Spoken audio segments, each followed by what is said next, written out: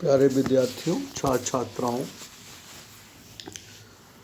विश्व इतिहास से संबंधित महत्वपूर्ण क्वेश्चन को डिस्कस हम कर रहे हैं। आने वाले असिस्टेंट प्रोफेसर के लिए काफ़ी लाभकारी होगा।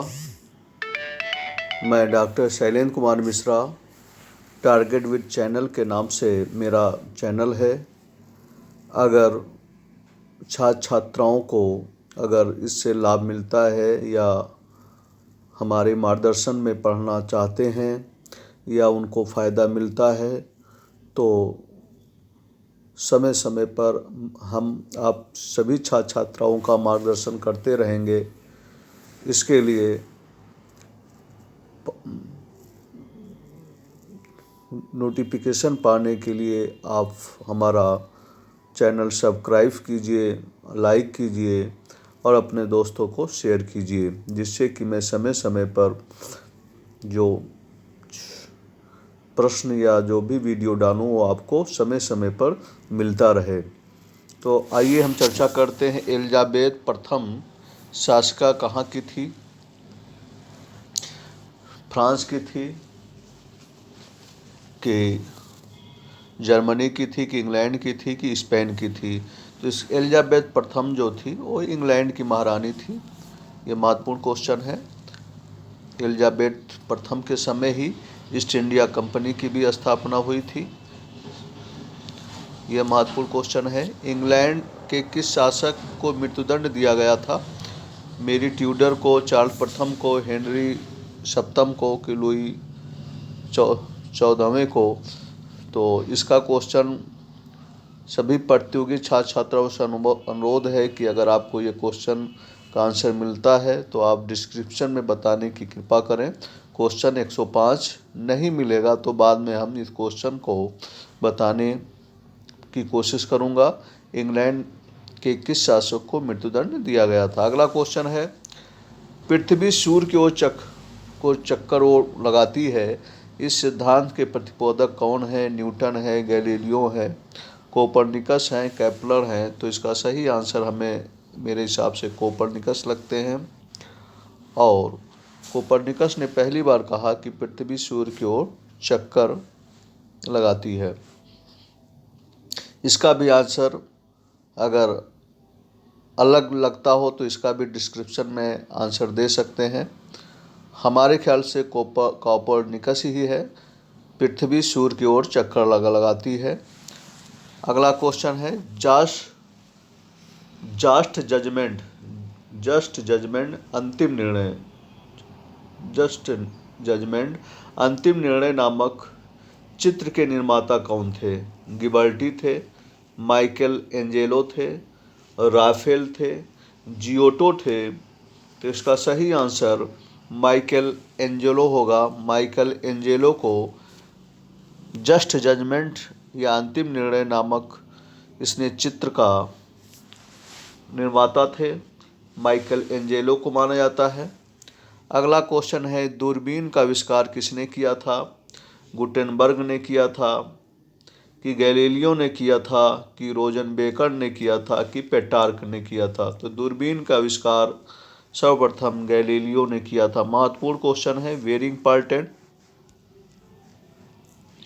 दूरबीन का आविष्कार किसने किया था?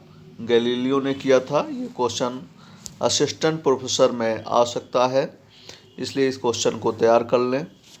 अगला क्वेश्चन है, द फ्रेज ऑफ फॉली पुस्तक के रचयिता कौन है? द फ्रेज ऑफ फॉली पुस्तक के रचयिता कौन है? तो इसके रचयिता हैं मार्टिन लूथर, पोप हैं, इरास्मस है, मिल्टन है। तो इसके सही आंसर जो होगा वो इरास्मस हैं। यानी कि इस क्वेश्चन का आंसर जो होगा, महत्वपूर्ण क्वेश्चन है, द फ्रेज ऑफ फॉली पुस्तक के रचयिता कौन है? इरास्मस हैं।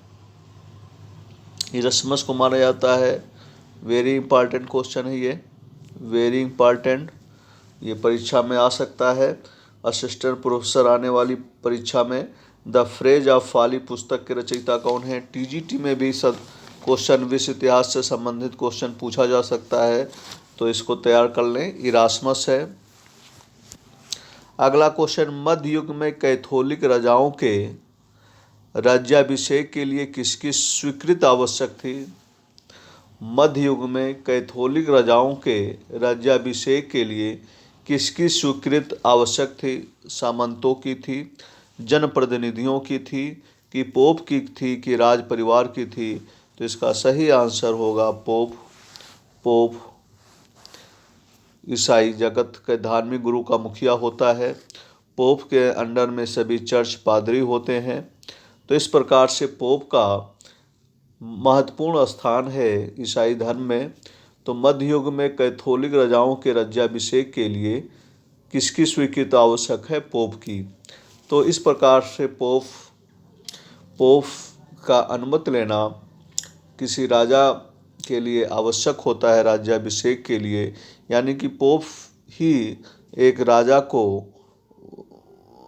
चुन सकता है। मतलब इतना पावर पोप के अंदर था कि पोप के अंदर ही किसी राजा को अपना राज परिवार चलाने की अनुमति थी। तो पोप एक हिसाब से धार्मिक अगुवा होता था ईसाई जगत का। ईसाई धर्म में दो धर्म है, कैथोलिक, प्रोटेस्टेंट। कैथोलिक धर्म में काफ़ी अंधविश्वास, काफ़ी बुराई आ गई थी, जिसको मार्टिन लूथर दूर करता है। धर्म सुधार आंदोलन जर्मनी में चलाता है। धर्म सुधार आंदोलन का पिता मार्टिन लूथर को कहा जाता है। और उसने चर्च में जो भ्रष्टाचार फैला हुआ था, पादरी विलासिता का जीवन जी रहे थे और कई असमानता थी। अमीरों से ज़्यादा कर नहीं लिया जाता था, जबकि गरीबों से ज़्यादा कर लिया जाता था। इस प्रकार से चर्च जो थे पूजा ग्रह ना होकर एक हिसाब से विलासिता का अड्डा बन गया था। लोग पैसा लेने के लिए जितना भी पाप करो, एक क्षमा पत्र के द्वारा सबका गुनाह माफ़ हो जाता था। इस प्रकार के पादरी भी इस प्रकार से षड्यंत्र किया करते थे अधिक से अधिक पैसा कमाने के लिए। तो इस प्रकार से ईसाई धर्म में दो धर्म है, कैथोलिक, प्रोटेस्टेंट। जिस प्रकार से इस्लाम धर्म में शिया सुन्नी दो धर्म है, दोनों में अपना अपना विभाजन है। उसी प्रकार से हमें मतलब ईसाई धर्म में कैथोलिक, प्रोटेस्टेंट धर्म पर विभाजन हुआ है। और मार्टिन लूथर को प्रोटेस्टेंट धर्म चलाने में उसका विशेष योगदान था। तो इस प्रकार से मध्य युग में कैथोलिक राजाओं के राज्याभिषेक के लिए स्वीकृत पोप से लेना आवश्यक था। अगला क्वेश्चन है, इंग्लैंड में धर्म सुधार आंदोलन किन कारणों से हुआ था? सामाजिक कारण थे, आर्थिक कारण थे, राजनीतिक कारण थे, कि उपर्युक्त में से कोई नहीं? तो इसका जो महत्वपूर्ण है, इंग्लैंड में धर्म सुधार आंदोलन में राजनीतिक कारण काफ़ी महत्वपूर्ण थे। तो इंग्लैंड में धर्म सुधार आंदोलन के लिए राजनीतिक कारण को महत्वपूर्ण जिम्मेदार ठहराया जा सकता था। जर्मनी में क्षमा पत्रों के विक्रय का कार्य किसे दिया गया था? ये भी देख लीजिएगा। पोप को, पादरी का, वाइक्लिफ का, टेटजेल को। तो मेरे ख्याल से इसका आंसर पादरी होना चाहिए। जर्मनी में क्षमा पत्रों के विक्रय का कार्य किसे दिया गया था? शायद पादरी को ही दिया गया था। अगर इसका भी सही आंसर अगर आपको मिलता है तो हमें डिस्क्रिप्शन में देने का प्रयास करें। तो खास करके असिस्टेंट प्रोफेसर की तैयारी कर रहे छात्र छात्राओं के लिए हमने विश्व इतिहास से संबंधित महत्वपूर्ण क्वेश्चन को दिया। फिर उसके बाद से असिस्टेंट प्रोफेसर से संबंधित जीएस के क्वेश्चन समान अध्ययन के लिए हम समय समय पर वीडियो बना के डाल रहे हैं। उसमें 3 पार्ट में समान अध्ययन का हमने दिया है। फिर सब्जियों का प्रथम स्थान, अनाज का कौन सा स्थान है, इस पर क्वेश्चन आता है। इसको तैयार कर लें, क्योंकि असिस्टेंट प्रोफेसर में जीएस का एक महत्वपूर्ण योगदान है। अगर जीएस में अच्छा क्वेश्चन हम कर जाते हैं तो सफलता के हम अंतिम शिखर तक पहुंच सकते हैं। इसलिए आने वाले असिस्टेंट प्रोफेसर 51 जो अब संभवतः 2022 में एग्ज़ाम नहीं होगा, अब आने वाले समय 2023 में होने की संभावना है। फरवरी मार्च के महीने में हो सकती है परीक्षा। अभी कोई, लेकिन अभी डेट कोई नहीं आया है। तो सभी प्रतियोगी छात्र छात्राओं से अनुरोध है कि मेहनत करके पढ़ें और